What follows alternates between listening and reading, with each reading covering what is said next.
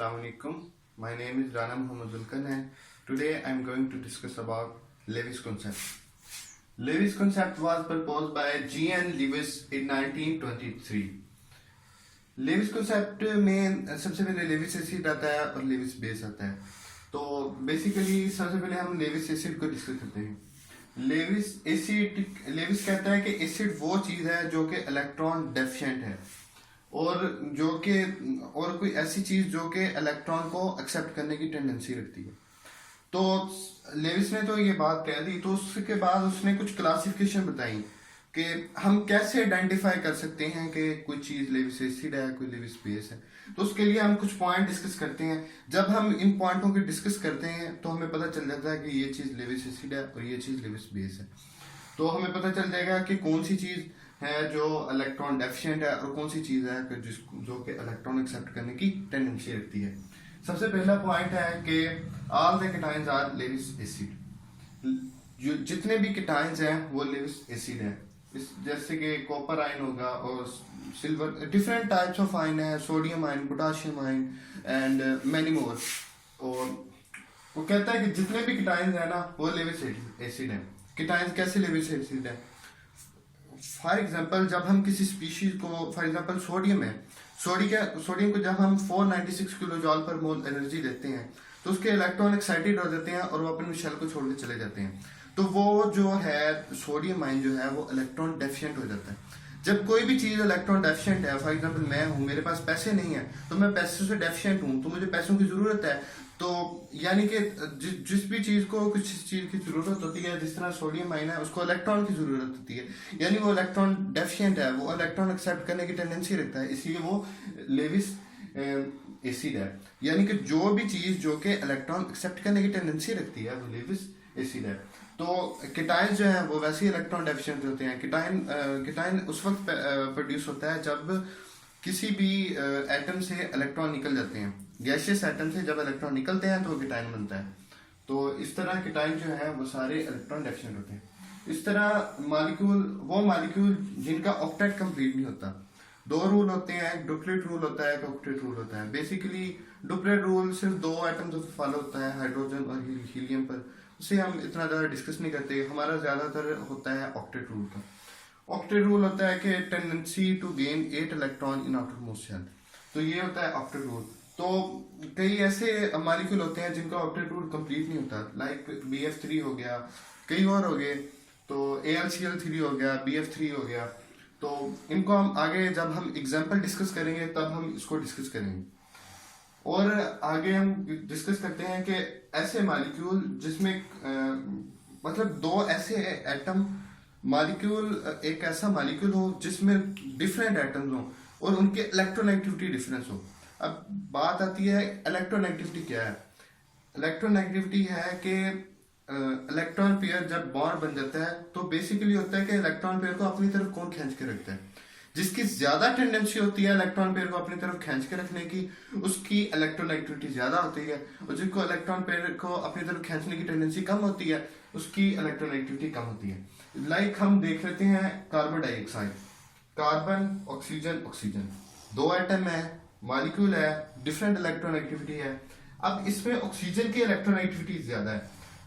जब बॉन्ड बनता है तो कार्बन की, वैसे देखा जाए तो सबका ऑक्टेट रूल कंप्लीट है, यानी कि सबके वैलेंस शेल में 8 इलेक्ट्रॉन है. जब बॉन्ड बनता है तो ऑक्सीजन की इलेक्ट्रोनेगेटिविटी ज्यादा है, तो ये इलेक्ट्रॉन को, सारे इलेक्ट्रॉन डेंसिटी को अपनी तरफ खींचने की कोशिश करता है. ये भी ऑक्सीजन सारे इलेक्ट्रॉन डेंसिटी को अपनी तरफ खींचने की कोशिश करता है. तो रीजन ये होती है कि इस पर पार्शियल नेगेटिव चार्ज आ जाता है, इस ऑक्सीजन पर भी पार्शियल नेगेटिव चार्ज आ जाता है. कार्बन की जैसे कि इलेक्ट्रॉन नेगेटिविटी कम होती है, इस पर पार्शियल पॉजिटिव चार्ज आ जाता है क्योंकि सारी इलेक्ट्रॉन डेंसिटी तो ऑक्सीजन की तरफ चली जाती है. इस तरह कार्बन पर इलेक्ट्रॉन डेंसिटी कम होती है, उस पर पार्शियल पॉजिटिव चार्ज आ जाता है.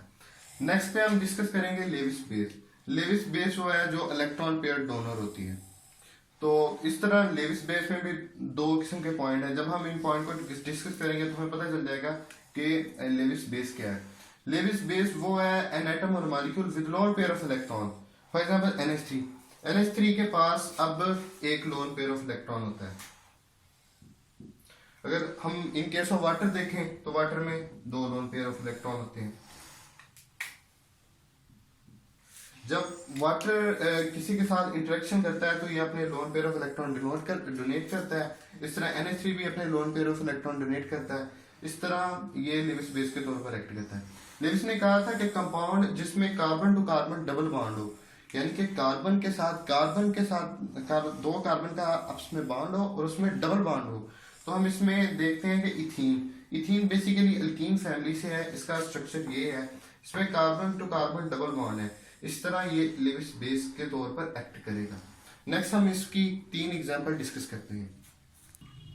अब हम इसकी कुछ एग्जांपल्स डिस्कस करेंगे। For example BF3 and NH3। BF3 का हमने कह दिया था कि ये है लेविस एसिड, और NH3 का हमने कहा था ये है लेविस बेस, हमने पीछे डिस्कस किया था। NH3 लेविस बेस इसलिए कहा था क्योंकि इस पर लोन पेयर ऑफ इलेक्ट्रॉन होते हैं, ये अपने इलेक्ट्रॉन को डोनेट कर देता है, इसलिए ये लेविस बेस है।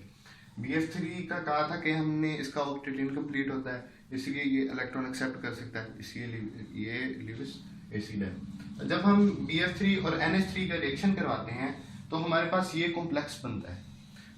ये कॉम्प्लेक्स हम देखते हैं BF3, बोरोन के पास 3 कंप्लीट होते हैं। तो बोरोन का वैसे मतलब वैलेंसी 4 होती है, यानी इसने 4 बॉन्ड बना लेते हैं, लेकिन यहाँ सिर्फ इसके 3 बॉन्ड बने हुए हैं। अब इसकी वैलेंसी कंप्लीट नहीं हुई थी, तो ये NH3 के साथ रिएक्ट करता है। अब इसके पास NH3 जो है वो अपने lone pair of electron BF3 को डोनेट कर देता है। अब ये देखें, ये एरो शो कर देता है कि यहाँ पे कोऑर्डिनेट कोवेलेंट बॉन्ड बनता है। कोऑर्डिनेट कोवेलेंट बॉन्ड उस वक्त बनता है जब लोन पेयर ऑफ इलेक्ट्रॉन सिर्फ एक ही स्पीशी दूसरी स्पीशी को देती है, जबकि नॉर्मल कोवेलेंट बॉन्ड उस वक्त बनता है मतलब दोनों, को का मतलब 2 होते हैं, कोवेलेंट जब दोनों अपने वेलेंट इलेक्ट्रॉन देते हैं तब कोवेलेंट बॉन्ड बनता है। कोऑर्डिनेट कोवेलेंट उस पर बनता है जब एक जो स्पीशी होती है वो अपने इलेक्ट्रॉन दूसरी कंपाउंड या एटम को दे देती है। जितना इस वक्त NH3 है, NH3 के पास 2 लोन पेयर ऑफ इलेक्ट्रॉन होते हैं, ये अपने दोनों lone pair of electron BF3 को दे देती है, और ये एरो शो कर देता है कि ये इलेक्ट्रॉन NH3 से BF3 को दिए गए। इस तरह ये बॉन्ड जो बनता है ये कोऑर्डिनेट कोवेलेंट बॉन्ड बनता है। नेक्स्ट हम डिस्कस करते हैं PT एंड Cl4 की रिएक्शन को। PT और Cl4 जब मिलते हैं तो PTCl4 बनता है, और इनका ये है PT जो है ये लेविस एसिड है, क्योंकि ये देखा हमने पीछे कहा था कि जो केटाइन है वो सारे लेविस एसिड है, और जो एनाइन होते हैं वो सारे लेविस बेस होते हैं, क्योंकि जो भी एनाइन होता है वो मतलब इलेक्ट्रॉन के गेन करने से बनता है, और जो चीज़ इलेक्ट्रॉन के गेन करने से बनती है वो लेविस बेस होती है। तो ये लेविस बेस है। इन दोनों के रिएक्शन से PTCl4 बनता है। इस तरह आगे हम डिस्कस करते हैं Ag और NH3 को। NH3 के पास हमने ऊपर कहा कि लोन पेयर ऑफ इलेक्ट्रॉन होते हैं, और ये अपने इलेक्ट्रॉन को डोनेट कर देता है, इसलिए लेविस बेस है। और Ag का हमने पीछे कहा था कि जो भी चीज़ इलेक्ट्रॉन डेफिशिएंट होती है, उसमें हमने डिस्कस किया था कि जो केटाइंस होते हैं तो वो सारे के सारे लेविस एसिड होते हैं। इन दोनों के रिएक्शन से ये मतलब कॉम्प्लेक्स बनता है। इस तरह ये सारी हमने कुछ एग्जांपल डिस्कस की। नेक्स्ट हम इसकी कुछ लिमिटेशन डिस्कस करेंगे। अब हम इस कॉन्सेप्ट की लिमिटेशन या ड्रॉबैक्स डिस्कस करते हैं। जिस तरह कोई भी चीज़ हो उसके मतलब को फ़ायदे होते हैं, कुछ नुकसान भी होते हैं, इस तरह ये इसके कुछ लिमिटेशन हैं जो कि सामने आए थे, साइंटिस्ट ने कहा था।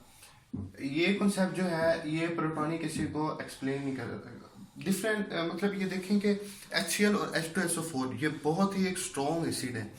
इवन के जो आर्हीनियस कॉन्सेप्ट जो हमने सबसे पहले पढ़ा, उसके बाद लोरी ब्रोंस्टेड कॉन्सेप्ट था, ये दोनों कॉन्सेप्ट ने इन दोनों को एक्सप्लेन कर दिया, लेकिन ये कॉन्सेप्ट इसको एक्सप्लेन नहीं कर पाया, क्योंकि इसमें या तो इलेक्ट्रॉन की मतलब इसने कहा था कि जो इलेक्ट्रॉन की डेफिशिएंट होता है वो लेविस एसिड होता है, और जो इलेक्ट्रॉन देता है वो लेविस बेस होता है। तो इसमें तो HCl और H2SO4 इनमें तो प्रोटॉन इन्वॉल्व है, और प्रोटॉन वाला कॉन्सेप्ट या तो वो आर्हीनियस कॉन्सेप्ट था या लोरी ब्रोंस्टेड कॉन्सेप्ट था। आर्हीनियस कॉन्सेप्ट में था जो प्रोटॉन देता है तो वो लेविस एसिड होता है, इस तरह लोरी ब्रोंस्टेड कॉन्सेप्ट में भी यही था। लेकिन इस कॉन्सेप्ट में तो इलेक्ट्रॉन वाला था सिस्टम, तो ये कॉन्सेप्ट जो है वो HCl और H2SO4 इस तरह के कई प्रोटॉनिक एसिड को डिफाइन नहीं कर सका था। और इस तरह ये कॉन्सेप्ट स्ट्रेंथ ऑफ एसिड और बेस को भी डिफाइन नहीं कर सका। जिस तरह आर्हीनियस कॉन्सेप्ट था उसमें स्ट्रेंथ ऑफ एसिड फाइंड करने का ये फार्मूला बताया गया था। इस कॉन्सेप्ट में ऐसा कोई फार्मूला नहीं बताया गया था जिनसे हम मालूम कर सकें एसिड की। फॉर एग्जांपल एक एसिड है, दो एसिड हमारे पास पड़े हैं, उसमें हमने रिएक्शन करवाना है, हमें ये नहीं पता कि ये स्ट्रॉन्ग है ये स्ट्रॉन्ग है, हम दोनों में से कौन सा लें ताकि हमारी रिएक्शन फास्ट हो, हमारी रिएक्शन अच्छा हो। तो मतलब ये कॉन्सेप्ट हमें ये नहीं बता सकता था कि कौन सा मतलब एसिड अच्छा है कौन सा बेस अच्छा है। इस तरह ये कॉन्सेप्ट जो है वो कैटालिटिकल एक्टिविटी को भी इसके मुताबिक ये था कि इसके जो एसिड और बेस है एसिड हैं बेसिकली वो कैटालिटिक एक्टिविटी को परफॉर्म नहीं कर सके। कैटालिटिक एक्टिविटी बेसिकली डिपेंड होती है हाइड्रोजन आयन पे।